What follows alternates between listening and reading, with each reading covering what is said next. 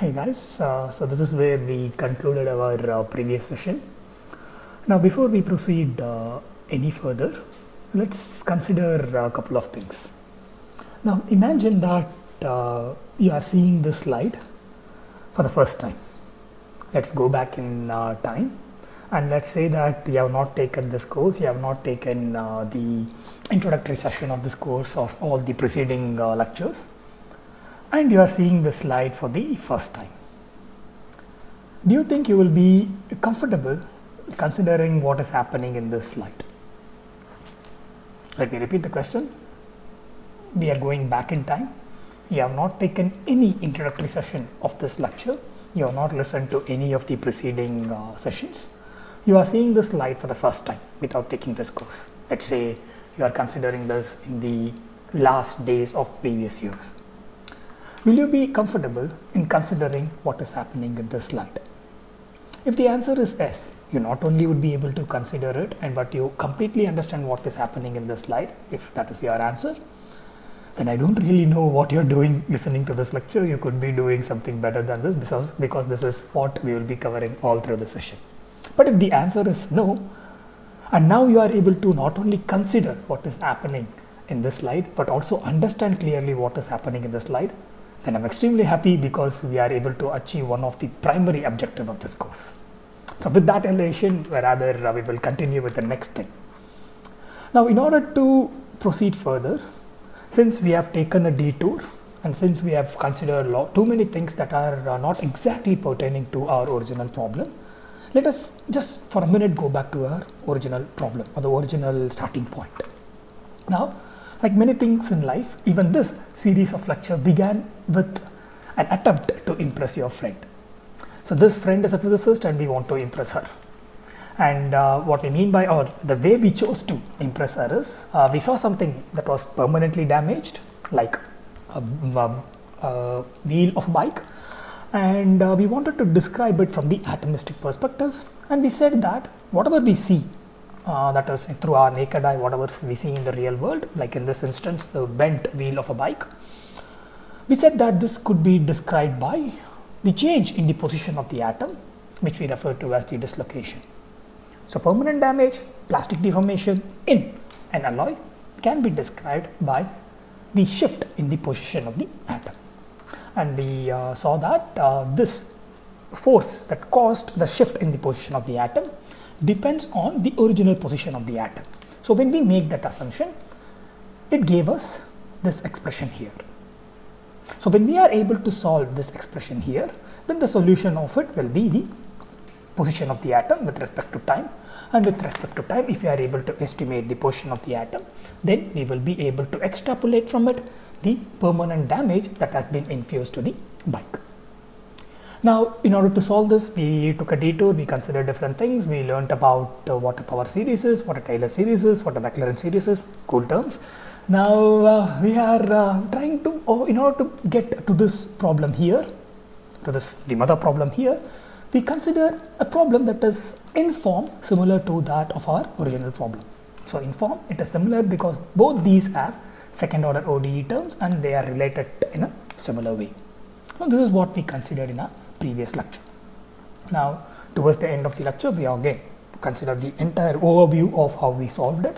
So it's rather, if you consider step by step, we assume the solution, form of the solution, we assumed it to be continuous and we expanded it in the form of a power series. We took the first derivative of it and the second derivative of it. And this second derivative we related to minus f of x because this is the original problem statement. So this is the original problem that we wanted to solve. So we rearranged those terms. So we related the second derivative to minus f of x. So both minus f of x and the second derivative of f of x both are include a series of terms. So when these are equal, it means the coefficients are to be equal. So from that we get an understanding for the coefficients. We get a terms for coefficients that can be included or that can be replaced with the unknown coefficients in the original solution. So when we replace the coefficients that we get from this relation here, which is from our original problem statement, for the unknown coefficient, we end up with an expression like this, and when we rearrange, we end up with a solution like this. So based on our previous understanding and based on our knowledge of the Maclaurin series, we were able to replace this expression with this. Now what we essentially have is we were able to solve this guy without doing any double integral by just considering or starting with an assumption and replacing few terms, and we were able to arrive at the solution. Now one mystery we were able to solve is we were able to say that even in a physical system it is possible for us to have sin x and cos x, and this is primarily because when we solve this particular problem associated with the physical world, we end up having a series, and this series can be rather replaced with cos x and sin x. Now even though x has a physical sense to it, meaning if you replace the x with t, it could mean time. It could also mean, depending on the problem you consider, it could mean the principal variable or the dynamic variable, the primary variable. We want to know what is the physical significance of a0 and a1, because after all, we are not doing any abstract pure mathematics. All the starting point for this and all the subsequent steps are dealing with a physical problem. So it means the solution should have, all the terms involved in the solution should also have a physical significance. So when we consider the physical significance of a0 and a1, so basically if you substitute your x is 0, then you will get a solution for a0, and then you take the first derivative of f of x and substitute your x is 0, you get your a1. So a1 is your initial condition. So if x is our time and time is 0 gives you a1, then that will be your initial condition. Now so a0 will be your initial condition. On the other hand, if you consider a1 will be the first derivative. So if this is the expression or this is the solution you have, you take the first derivative with respect to t and substitute t as 0. So what a1 will give you is the initial velocity. If this is the position, we replace f of x with x of t and take the first derivative of it. All you end up with is the velocity, and the velocity at time 0 will be your a1, which is nothing but the velocity at the initial state. So a1 and a0 both have physical significance. Now if you consider a case wherein, like, there is a bike that is standing, you go and kick the bike and you permanently damage the wheels of the bike. If that is the case, is there any way, or when we take that problem and when we arrive at this solution here, is there any part of the solution that would vanish off? The question again is, you consider a bike that is standing, you go and kick the bike, you permanently deform the bike. The shift in the position of the atom that describes the permanent damage that is infused to the bike is being described by these terms here. Now when you consider that real life situation and when you compare that to that of this equation here that supposedly gives you the position of the atoms but can translate to that of the permanent damage you have inflicted onto the bike, is there any term that would vanish off? If you have paid close attention, you can say that this term here, that is the term that is associated with a1, would turn to 0, because when you are kicking the bike, the atoms of that bike are at static state, meaning the initial velocity of the atoms are 0. So that means this term would vanish off. So in that case, the change in the position of the atoms would primarily depend on the initial position of the atom. So when you have a case wherein the initial velocity of the atom doesn't matter, the initial velocity of your system doesn't matter, then the second term of the solution vanishes off and only the first term will be the solution. It means only the initial position matters. So we have considered an expression, a problem statement similar to that of our original problem statement. We have found an approach to solve it. Now we understand the significance of each of the terms that are involved in the solution. Now we will adopt the same approach to solve our original problem statement. Now this is our original problem statement. Now we have been considering f of x to have a generalized set of terms. Now this f of x is getting replaced by x of t, and this x of t is nothing but the position of the atoms, and t is nothing but the time. So let's begin by solving, or solving this expression, which helps us understand what is going to be my new position of the atom provided I impose a force m on it. Now, the first step that we would be doing is we would get rid of the coefficient associated with the highest order derivative. So, we rewrite the expression as something like this, where A represents the ratio of K and M. A is nothing but the ratio of K and M. Now, we assume that the solution for this expression is x of t, and this x of t is smooth. So, it means I can express it as a power series. So, I see this expression here that I want to solve, and I understand that the form of the solution is going to be x of t. Now, I make the assumption that this x of t is smooth, and therefore I am writing it as a power series. Now, it's just, even though the solution is x of t, now I want to have an expression for this right hand side of my expression. So, I multiply my power series with A.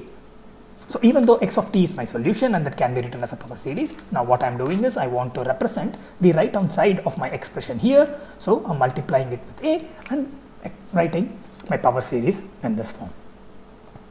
Now, I want to equate this to that of the double derivative of x of t. So, I want to equate this term here, which is expressed as a series, to that of the double derivative of x of t. So, when I take the double derivative of x of t, I end up having an expression like this.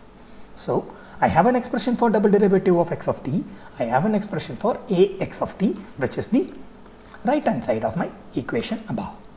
So, my problem statement says both these are equivalent, and I see that both these are nothing but series of terms.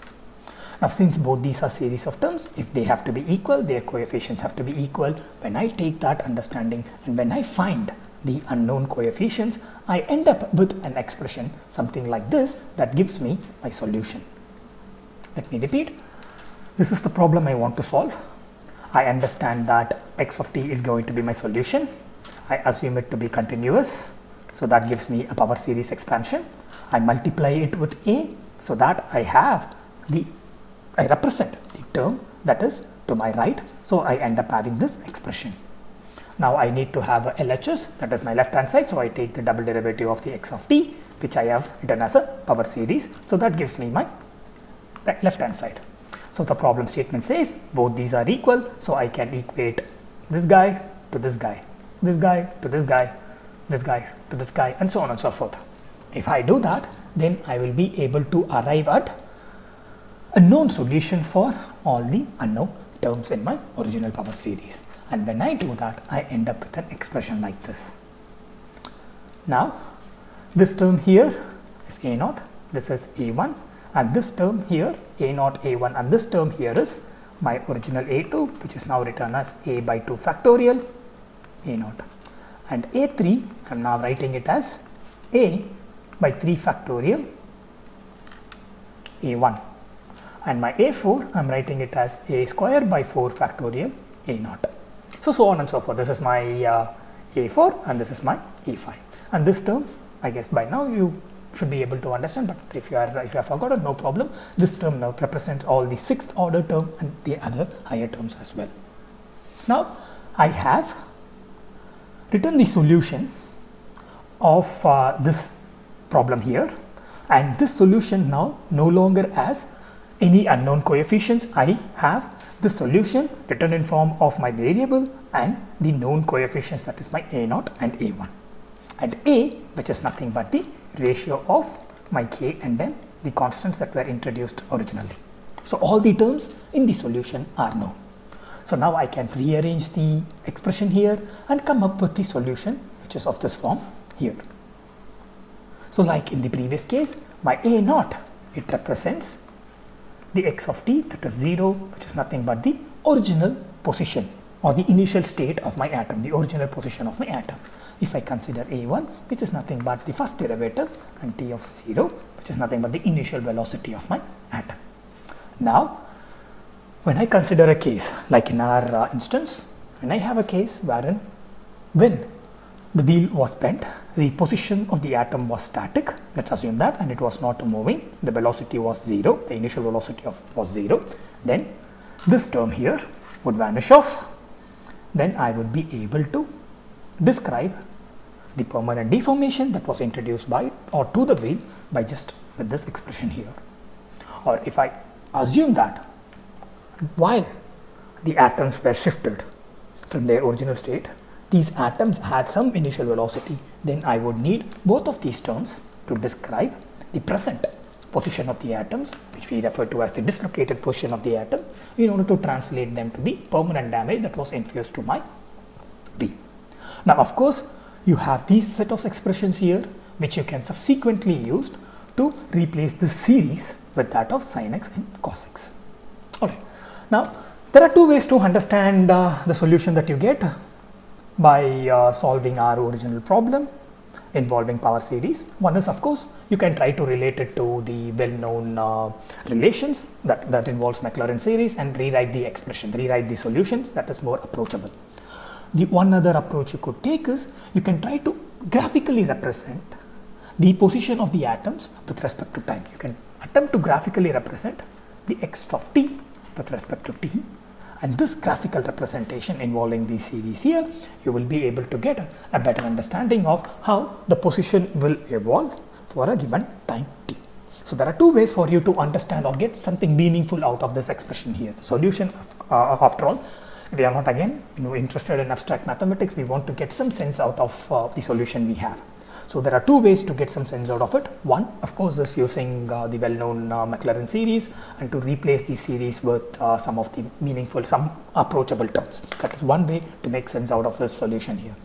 The other way you can go about is you can graphically represent, even after changing or replacing it with sin x and cos x, you can graphically represent it, or you can directly go ahead and graphically represent it. It might be a bit tedious, but nonetheless you can directly graphically represent it. You will be able to see the competition between these two terms. And if, of course, there will be some negative signs involved, so that you would see a convergence, but nonetheless, when you graphically represent this, you will be able to rather appreciate the solution that you have in your hand and the physical relevance to the solution that you get. All right. So we have started off with a wonderful point that is not so far from our day-to-day experience, and now we have, and then we have mathematically formulated a problem based on it, and now we have a solution for it, and this solution can be approached by replacing it with some understandable terms or by graphically representing it.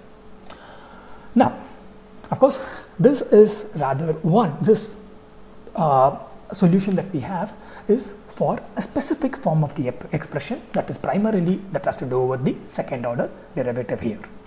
Now, of course, when we introduced tool, or when we took a detour and when we talked about developing a tool, we said that we no longer, or we are not restricted to just solving the problem. We want to introduce a tool so that we can approach problems similar to this. If you could recollect, few sessions before, we wanted to rather develop a tool. So what we did was we moved away from our original problem statement so that we could return to that original statement just now. So all the preceding lectures were just building an application of the tool. Now that we have arrived at this tool and we have built this tool and we have applied this tool to solve our original problem, we want to also see the further applications of this tool. Where else can we apply this tool, or what is the limit of it? So in order to do that, we will consider a problem like this. Again, this problem as a second order derivative to us, and this is again an ordinary differential equation. We don't have any other variables associated with it. So we have one fundamental variable, that is x, and this is a second order ODE. We consider the second order or derivative of its function. But one key difference is we have the first order derivative playing a role in our original problem statement. So if you could relate this to a real life situation, what this basically means is the force that you impose. Let's for instance say that we will replace the f of x with x of t and rewrite this entire expression. We will replace f of x with x of t. Again, we use f of x to be as general as possible, and x of t is the position of the atoms. So if I replace my f of x with x of t, I will end up having an expression something like this. So double dot here, and d of x single dot of t and c of x of t. So this is the expression I will solve if I replace the generalized f of x with that of x of t, that is the position. Now what this problem statement will deal with is the force that my atom experience, that is, let's say this A, we will replace it with mass. So the force the atom experience is no longer only dependent on the position, but also it is dependent on the velocity at which the atom is traveling. So we have a problem statement, even though we have posed it as generically as possible. We can attribute a meaning to it. So initially we said the force experienced by the atom just depends on the position of the atoms. Now we have introduced a problem statement which states that the force experienced by the atom is no longer just depends on the position of the atom, but also depends on the velocity which the atom is traveling. Now if we imagine that the atom is static, then we will go back to our original problem of force being dependent just on the position of the atoms. So this is a special case of this, but when I have an instance wherein the force experienced by the atom depends on the velocity which the atom is traveling, then I will end up having such an expression. Now what we will try to do is, based on the tool we develop, we will try to solve this expression and see how successful we are and where it leads us. So this we will continue in our next session.